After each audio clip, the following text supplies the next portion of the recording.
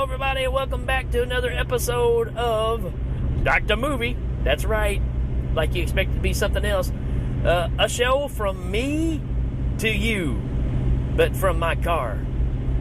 I don't know, folks. I'm still trying to find a slogan here. Somebody come up with one for me. I need one pretty bad. I could have just used something from one of our sponsors on Hail Me, I guess. That'd be ridiculous enough. Anyways, got another one for you. Glad that you're listening. And kind of sticking with the Italian Giallo theme as much as I can. And I never realized when I thought about doing these just how difficult it is to talk about them without giving anything away, because it really ties your hands or ties your tongue to where you can't talk about really half the movie. So these are my poor attempts at trying to explain why you should check these movies out without really telling you why. So in that state, we have 1983's A Blade in the Dark from the great Lamberto Bava, right? So we've already covered Macabre. We just covered not too long ago, last week, and which was such a messed up movie. And this one, I'm gonna say, may have influenced another recent movie that we covered by Brian De Palma to a certain degree. So of course, De Palma loves these flicks, loves the idea of the murder mystery, and this one's one of those that you can see the influences going into it and the influences coming out of it. So 1983, it's called a horror / thriller, and let's talk about this cast. First and foremost, when anybody thinks about this movie, if they know about it, you got to bring up Michele Soavi, right? Understudy of Lamberto Bava and Dario Argento. An actor that's been in several of these flicks, right? He was in Demons, he's in this one, he's in City of the Living Dead. So he's made his way through all the great Italian horror directors. An understudy of Bava and Argento. Matter of fact, he was assistant director on this movie. So, yeah, this guy ends up being a powerhouse a little later on. Didn't make a lot of films, but the ones that he made were really, really good. So, we got Michele in here. We got Fabiola Toledo, who is from Demons, right? The movie Demons. Big transformation.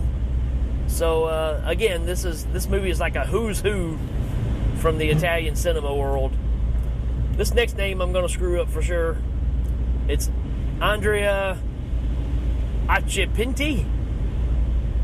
Acchipinti. Anyways, lots of C's, lots of O's, lots of I's.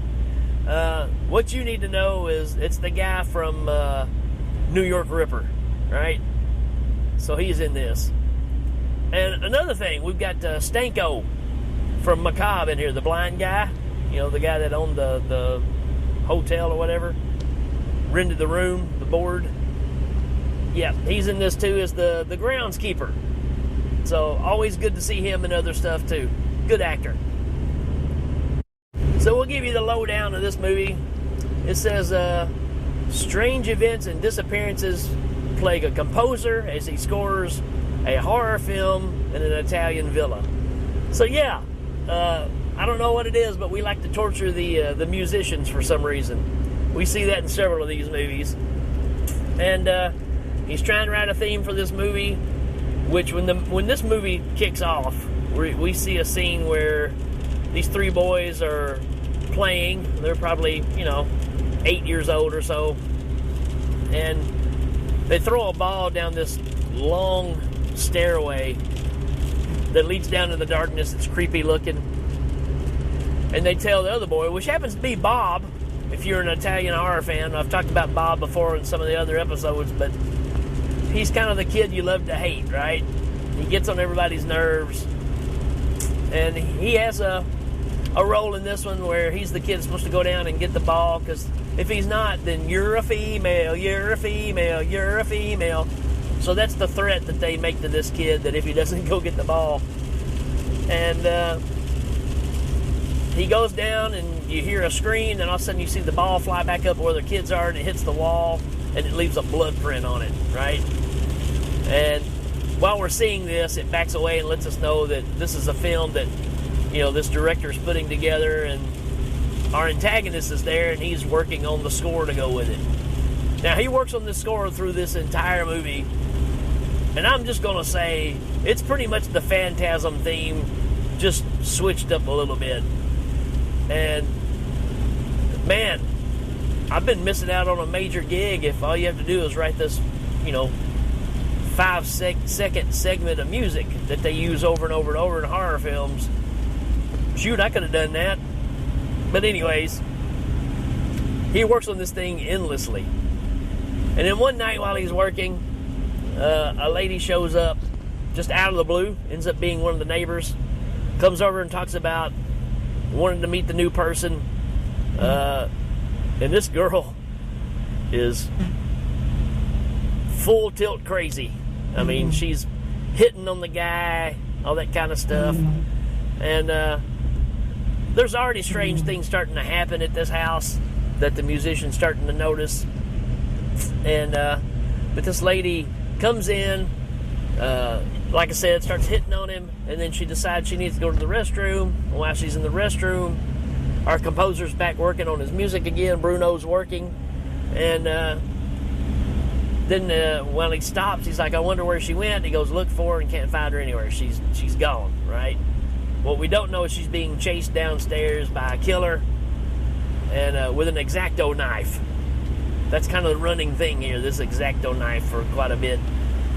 And so our composer starts working on his music again and trying to figure things out, and he keeps hearing something in the recording. He's got an old reel-to-reel machine, right? And he's got these big overhead mics that's picking up the entire room while he records, which is not really necessary for, synthesizers and stuff. But anyways, that's the story we're going with. It kind of pulls from The Changeling here, because in the recording, he can hear some noise, and he's not for sure what it is, so he starts isolating that track, and he can hear whispering. Some of it he can understand, some that he can't. But it comes down to two ladies whispering, and one of them saying, the secret must be kept, more or less. That's what's being said.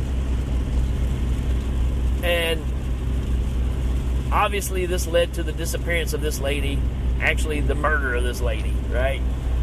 So we've got somebody going around protecting a secret and just knocking off people and disposing of the bodies. And it's all left for our composer Bruno to figure out, right? And if he gets too involved, of course the killer is going to come after them too, right? So, not to give much more away, I think that's enough to get you interested to check it out. It's Italian, folks. I mean, what can I say? If you're used to that, then you know what you're getting. But this is a really solid giallo. It's really good. And the kills in it are not over the top or that brutal, except for one, which I'm going to say is one of the most brutal ones I've ever seen in any flick. And it's a young lady who's washing her hair in the bathroom, reaches across the sink. I don't know if she's looking for a conditioner or whatever, but she's reached across the sink for something, not looking, and a huge butcher knife comes down through her hand and into the tabletop that the sink is on, the countertop. Holding her hand, nailed down to the countertop, while the killer takes a plastic bag, wraps it around her head, and just starts bashing her head on the countertop, on the sink, on the edge of the bathtub. I mean, it's brutal. The knife blade comes down and goes through her hand, and while the killer is pulling and tugging on the girl, the knife blade, the sharp part is turned out towards her fingers, like your hand was laying flat and the knife was down through the top of your hand. The blade of it is going out to the fingers. And while they're pulling on this girl. It is pulling that blade through her hand, and it splits right up between her fingers and finally breaks her loose while the killer is just bashing her head on everything in sight, making it a bloody mess inside that bag. It's pretty gruesome, man. I have to admit. It really caught me off guard the first time I saw it. I was like, all right, we're delivering the goods here. So Lamberto Bava doing it again, right? And I'm not going to give much more else away. Like I said, I really think I think Dressed to Kill by Brian De Palma kind of borrows from this movie a little bit. Not going to say what, not going to say why, but if you saw that one and then you check this one out, then you're going to obviously see what I'm talking about. For the most part, I really like this movie. It's got its problems, like all of them do. And, you know, your explanation at the end, like I said, the Italian flicks, you're going to get a 20-second, you know, well, who would have thought it? You know, that kind of thing.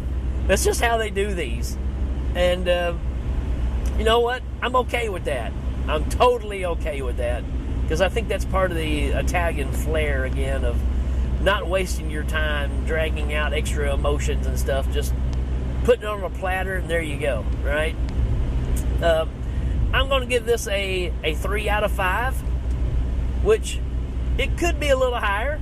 It could be a 4 on certain days. There's elements I really like about this one. It's just not one that I revisit a lot. But it's on Tubi, like everything else we've been talking about.